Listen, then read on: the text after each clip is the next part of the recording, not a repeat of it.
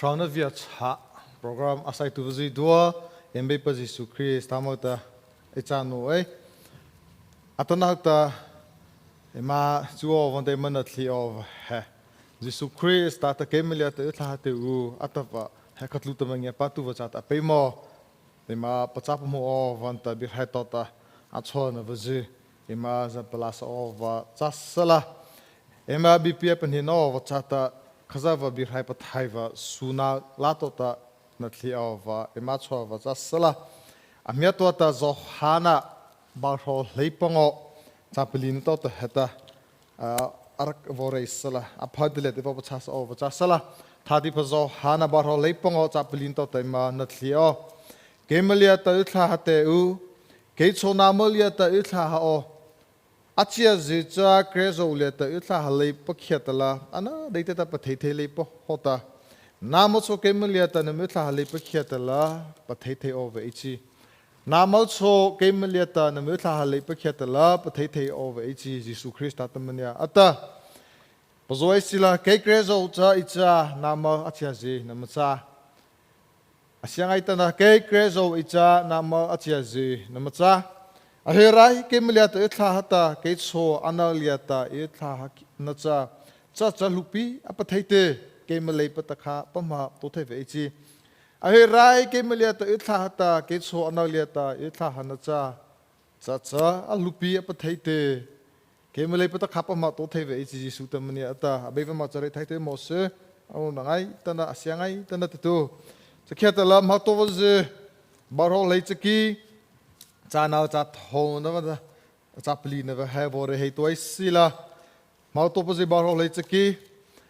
anh nào cha ta aman hak ta namanya patu nào na khata thapa pa thai pa nam tao ma namanya patu na khata thapa pa thai pa nam tao ma tata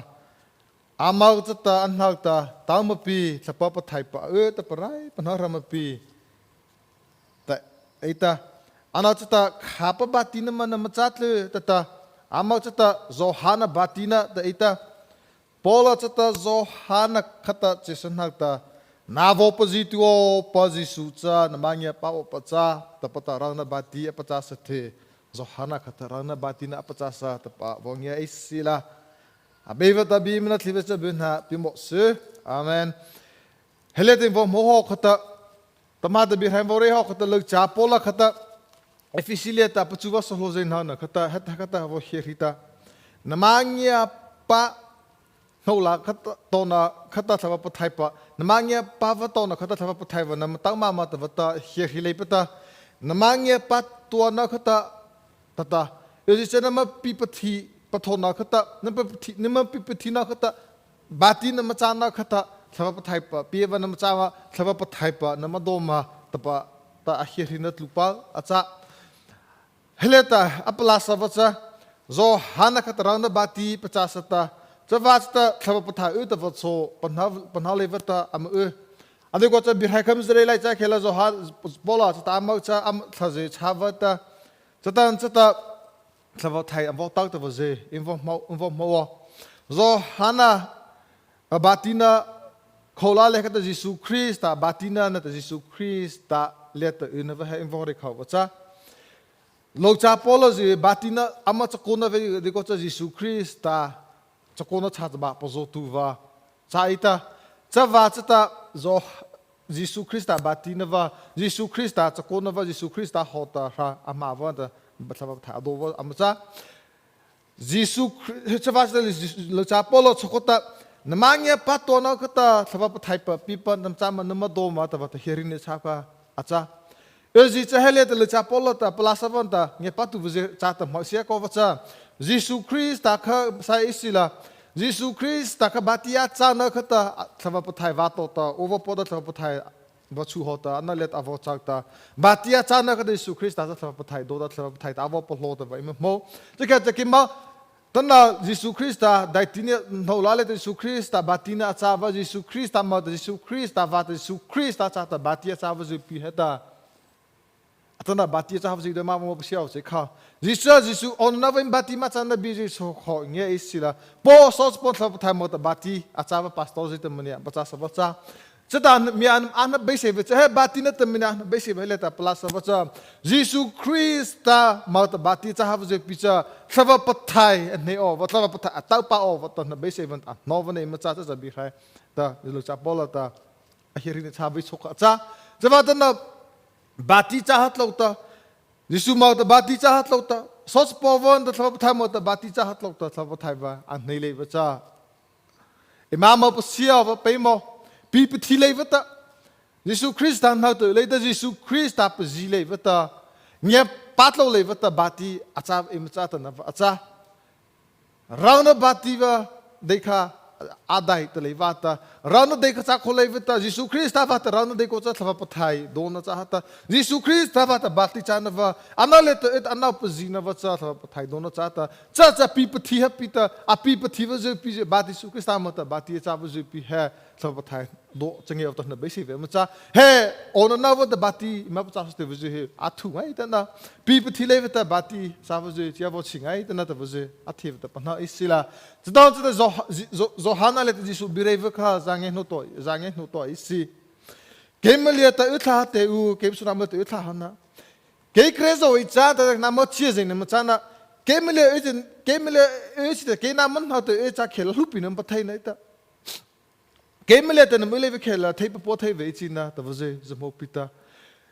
nia patu va cha kutu va je pi thiva ata va je pita na imra le imaza saisu ke so za sai tu na ta Jesus Christ ale ta uleva Jesus Christ ta le ta apostole vata cha kona ra kheva je Jesus Christ ta apostole vata kha ama va nge patu va Christ vata va je pi imam ma sia va pe mo ai ta em so pi chai va em zo chai va Jesus Christ ta le ta ma apostole va kha cha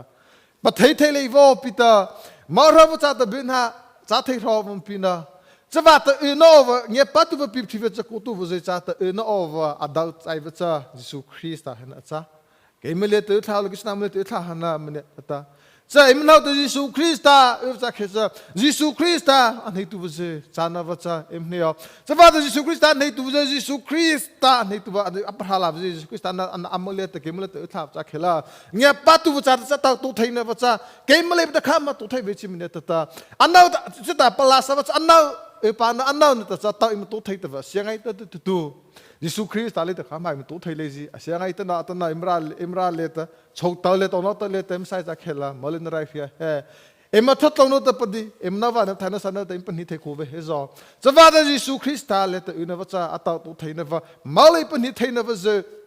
di thai va ja ta de phana va de phaji cha chota nei ro va cha chota ma tha va cha de na cha thai na va kha za va na dor lin acha apa chai ta ke ma cho aza sai tu na ta chou kho porha va ma ta va cha ba kha pita cha chou kho porha cha va ta me va pa va cha a pe mo pa chai chou kho porha chai va chou kho lu va ha Jesus Christ ta le te me o va pe mo ngai ta ta na Christ va posi do cha ta re kha testimony re ki o va so nei ta na ana de ko la ko hoti tu cha pita Jesus Christ ta ma po zo na va apa va Jesus Christ ta le te va heta atana eo chosen ta kema chokos le ta khasa varai heva je ben hamne pizu ha esain ta la Jesus Christ ta le ta ule za cha mo hosala ta no va lungai ta na ta na ben ha je so na pira ru na ke le ta je ata le ta Jesus Christ ta em va ta ata nei tu Jesus Christ ta em nei va ta choka mo ho na ke le je chota malai na ra he to chota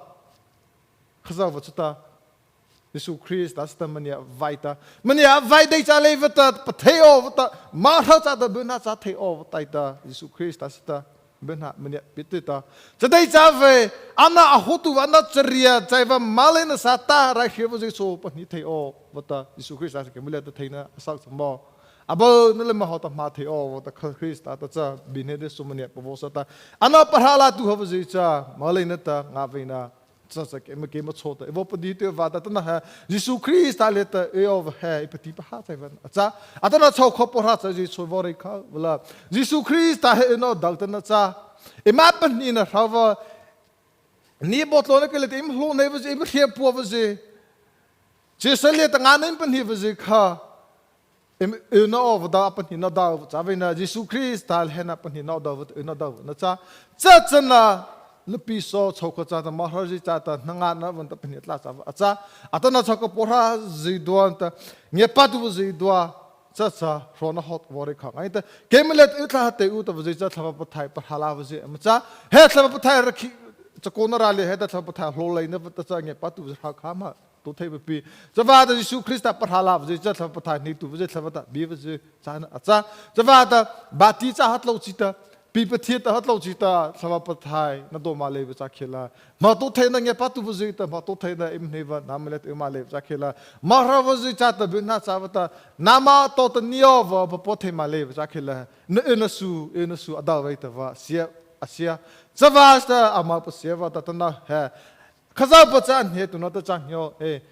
mania du tho ve khaza va an he isila cha tha pa thai cha do va ta cha isu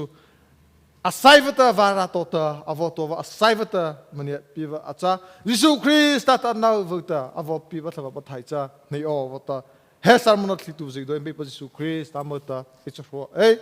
abevta bibinha bimo se amen tla chana cha vo nei to o hallelujah abevem pokem ne cha ngai tu va atana nge patu va Christ va ta va ze pi he alu vcha abeva ko ro le to le pi ta ta batina acha havaje chapita onanaval nata na kheta chenolia zeta abeva pastorze sipelevta bati acha vange patu atavaje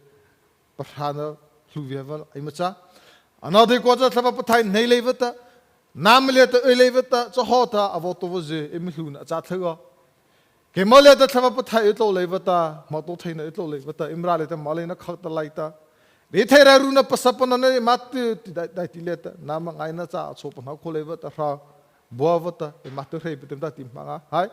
he salmon na thitu zidwa nagta abeva Zohana batina achawata lecha pola Jesu Christa batina sipeleta sap tham do hokata he salmon na thitu zidwa bati cha hatlauta pipathinge patuwa atahatu zidwa chap chap thapathai do ta pipathi hava tawa atal male vzik dua nagta amaplo rulia ta bireila khapasana ane vzik dua nagta thama pathai batina cha thida votlo mose amen hallelujah beva macha le ngai tana thama pathai cha votlo sala cha thama pathai van nei no chota amana daiti mai sala cha thama pathai aplo no chota chau khapo hav jeta a chau da mai chako isala chako tu vzeta sto tu vzeta thama pathai bonata am chako na rai khria isala Mole da tu vuzita thapathai bona ta mole na cha panhile ma ise abejo no chai cha imraleta chakona na ta ra me nan hova cha athai tu vuzai do na ta athi da phram Jesu Christ amade cha hia amen